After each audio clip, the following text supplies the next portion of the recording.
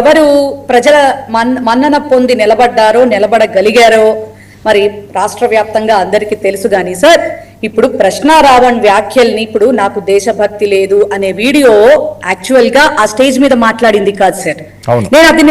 నేను సపోర్ట్ చేయట్లేదు. నేను ఈ రోజున కేవలం పవన్ కళ్యాణ్ గారిని టార్గెట్ చేసి మాట్లాడాడు కనుకనే అతని మీద కక్ష తీర్చుకోవటం కోసం కేసులు ఫైల్ చేసి పూర్వపు వీడియోలన్నీ కూడా బయటికి తీసి ఇప్పుడు గుర్తొచ్చిందా దేశ సమగ్రత? మరి ఆ రోజు మాట్లాడినప్పుడు ఏం చేశారు? సరే అతన్ని పక్కన పెడితే మరి రాధా మనోహర్ దాస్ అనే అతను ఇప్పుడు మనం సనాతన ధర్మం పాటిస్తున్నాం, మన హిందూ ధర్మంగా ఎక్కువగా ఉండేది అయినప్పటికీ కూడా భిన్నత్వంలో ఏకత్వంగా బతికేటటువంటి దేశం మనది. మనతో పాటే మన స్కూల్లో నుంచి, మన చిన్నప్పటి లైఫ్ నుంచి మన చుట్టుపక్కలే ముస్లిమ్స్ మనతోనే పెరుగుతున్నారు, క్రిస్టియన్స్ మనతోనే పెరుగుతున్నారు. మరి వాళ్ళ దైవాల్ని, వాళ్ళ పరిశుద్ధ గ్రంథాలని ఎలా పడితే అలా మాట్లాడుతూ, పచ్చి బూతులతో మాట్లాడుతూ, మరి అటువంటి వ్యక్తి మీద కేసు ఫైల్ అయితే ఏం యాక్షన్ తీసుకున్నారు? అది దేశ సమగ్రతకి మరి భంగం కలగటం కాదా? మరి అది మతాల మీద చిచ్చు పెట్టడం కాదా? మరి అప్పుడు ఏం చేశారు సార్? అప్పుడు ఏం చేశారు? అది ఆలోచించాలి కదా. పవన్ కళ్యాణ్ గారు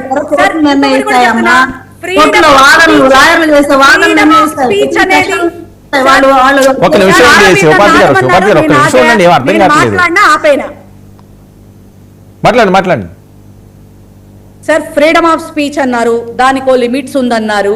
మనం పొలిటికల్ గా అపోజిషన్ లో ఉన్నా, అధికారంలో ఉన్నా అవి వర్తిస్తాయా, వర్తించవా? ఒక మాట చెప్పండి వర్మ గారు.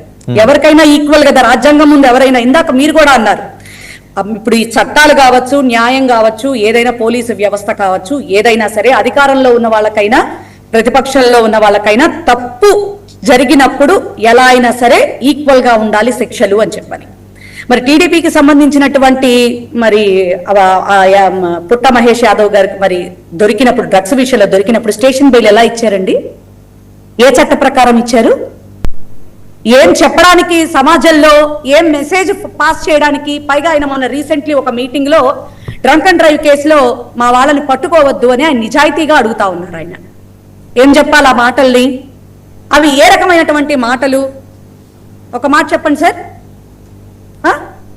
మరి ఇదే పవన్ కళ్యాణ్ గారు ఇందాక కూడా నేను అడిగా, స్టేజ్ మీద ఆయన చెప్పులు తీసినప్పుడు, మనం కొట్టేసుకుందాం రండి అన్నప్పుడు, రాడ్లతో కొట్టుకుందామా, హాకీ స్టిక్కులతో కొట్టేసుకుందామా అని ఆయన మాట్లాడినప్పుడు, మరి అప్పుడు కాదండి మీరు ఎందుకు కేసులు పట్టలేదు? పెట్టవలసింది కదా. మరి అప్పుడు ఏదో తెలుసు సార్, మేము రెస్పెక్ట్ ఇచ్చాం. ప్రశ్నించే గొంతుక అని మాట్లాడుతున్నాడు కాబట్టి జగన్మోహన్ రెడ్డి గారు గవర్నమెంట్ మీద కాన్సన్ట్రేషన్ చేశారు కానీ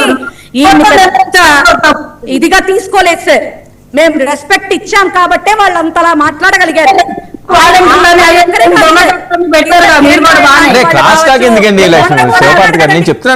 పార్వతి గారు క్రాస్ టాక్ చేస్తే నేను అసలు మాట్లాడనే ఆవిడ ఆగట్లేండి. ఎందుకు అనవసరం క్రాస్ టాక్ చేయడం? నేను సమయం ఇస్తున్నాను కదా. శివపార్వతి గారు వెయిట్ చేయండి, మాట్లాడండి సార్.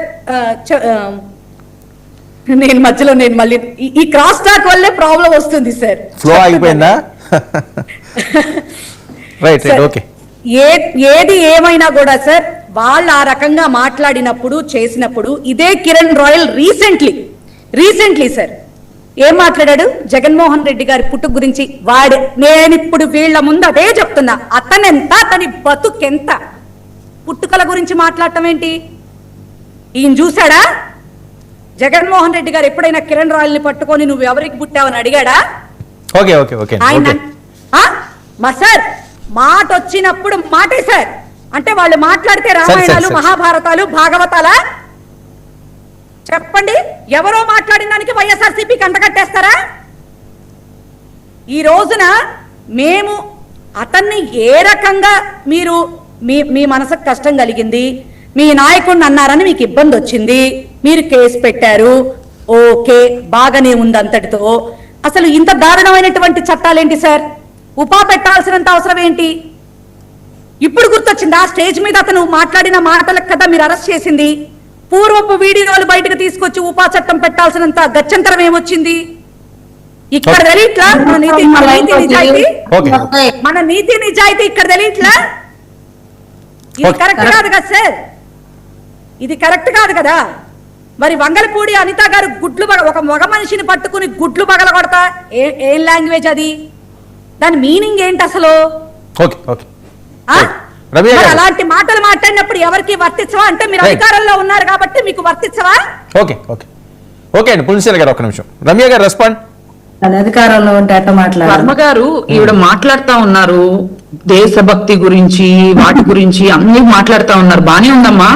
అమ్మ రామతీర్థంలో రాముడి తల